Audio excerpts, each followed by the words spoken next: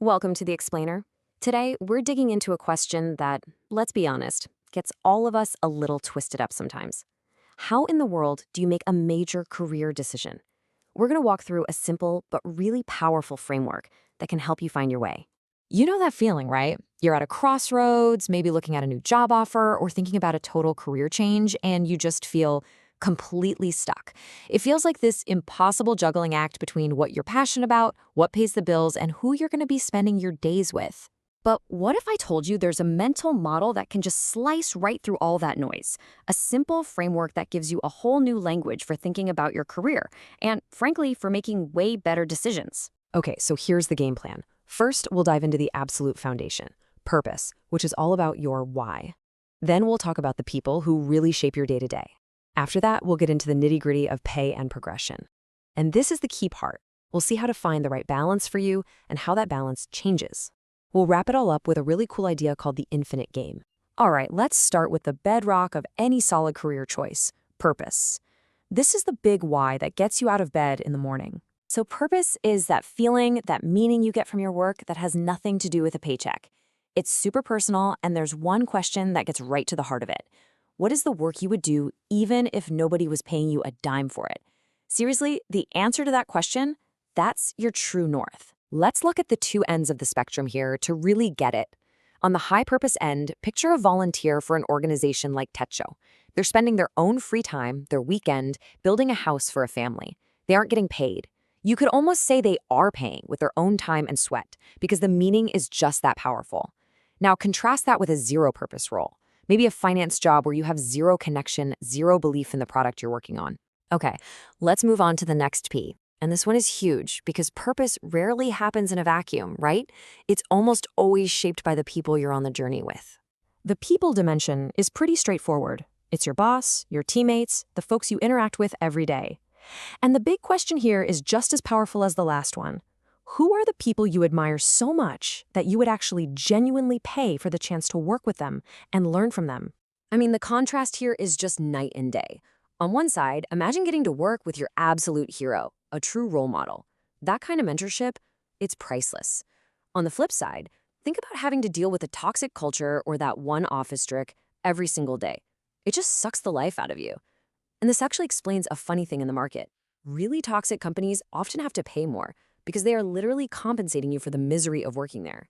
Okay, let's get real and talk about the two factors that are usually front and center for pretty much any job search: pay and progression. Let's start with pay. Look, it's absolutely crucial, and we should never feel bad about wanting to earn more money, but it can become the only thing we look at. The author tells his great story about his cousin in Brazil who took a job with almost no purpose and pretty difficult people. So why'd he do it? The pay was incredible, so good he could put up with everything else. He called it his golden handcuffs, a tool he was consciously using to hit his big life goal of financial security. Now, progression is the other side of this coin, and this isn't just about getting a fancier job title. It's really about your chance to speed up your learning curve. Think of progression as the ultimate multiplier for all your future opportunities. And you know what? It often means leaning into discomfort to learn faster. But progression isn't one size fits all. It really boils down to a fundamental trade-off. You could go for the stable path, maybe a government job. It's secure, predictable, you probably won't fall, but you're not going to skyrocket either. Or you could take the startup path. It's high growth, high uncertainty, and that constant chaos is precisely what can accelerate your learning at a crazy exponential rate. So, we've got these four powerful forces pulling on us: purpose, people, pay, and progression. And this brings us to the absolute heart of this whole framework. Your ideal mix of these four is not set in stone. It is absolutely meant to change throughout your life. The author's own career is a perfect case study. When he first started his company, it was 100% about purpose. The pay? Literally zero. Then, as he started to build a team, the people dimension suddenly became the most important thing. As the business grew, progression was off the charts, just constant, forced, rapid learning. And now, as he thinks about starting a family, he knows that pay will naturally climb up his priority list. Your balance is supposed to shift. So, how do you actually put this to work for you? Well, you can start by asking yourself some really tough, honest questions to figure out your non-negotiables. For purpose, ask, what work would I still do if the money disappeared? For people, what kind of person or environment is an absolute deal breaker for me? And for progression, what kind of learning is so valuable that I'd even consider a pay cut for it? Answering these helps you draw your lines in the sand. And honestly, if you take only one thing away from this, let it be this. When you're looking at a new job, you have to ask questions about all four of these things.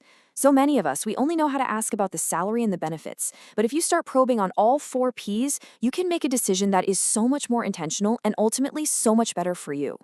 When you start thinking this way, it leads to this really profound shift in your mindset about what a career even is. You stop thinking about it as a short-term race and start seeing it as a long-term journey. Because here's the secret. Your career is not some finite game where there are winners and losers. The goal is not to find the one single perfect job and then declare victory.